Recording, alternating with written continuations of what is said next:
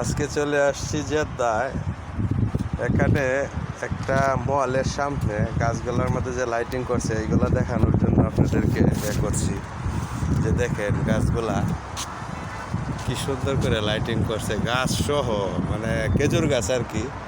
তো এটা গাছ সহই করছে লাইটিংটা, মানে এত সুন্দর হয়েছে যা না দেখলে নিজের চোখে বোঝা যাইত। এইটা হচ্ছে পুরাটা একটা মহল, দেখেন কি সুন্দর লাইটিং করছে। এটা পুরাটা একটা মল, এটার নাম হয়েছে রিসি মল। তো মলটা অনেক বড়।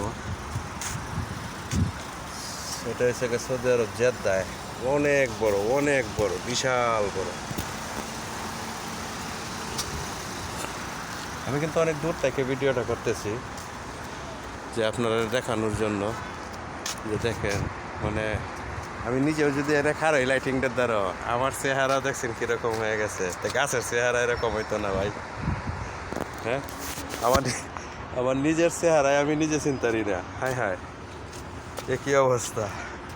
তো গাছের চেহারাটা কী হইব ভাই দেখে, আমার নিজের চেহারায় আমি চিন্তারি না। তো গাছের চেহারা চিনাম কেমনে? দূর থেকে যদি কেউ দেখে ভাই, এগুলো দেখে কইব এই কি গাছ, কি গাছের ইয়া।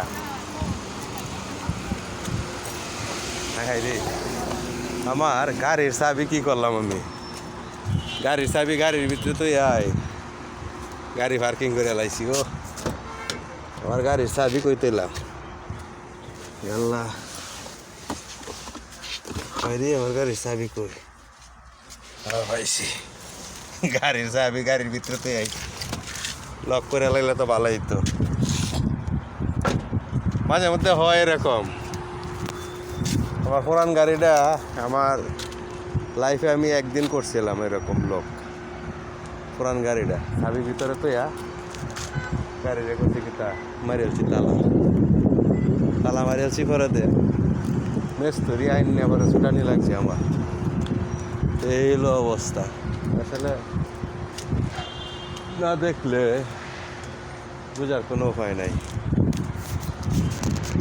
সুন্দর করে যে লাইটিংগুলো করছে, আর ভিতরটা দেখাইতে পারতাম যদি তাহলে তো আরও বেশি ভালো হইতো। তো ভিতরে আসলে যাইতেছি না, কারণ হচ্ছে আমার ম্যাডাম বের হয়ে যাবে। আমি কিন্তু এখানে একটা পার্কিংয়ের মধ্যে দাঁড়ায় রয়েছি, বিশাল বড় একটা পার্কিং। না দেখলে বুঝাইতে পারবো না আপনারা, দেখাইতে চেষ্টা করতেছি। আমার তো অফিসের ক্যামেরা তো যায় না, কীভাবে দেখাইতে।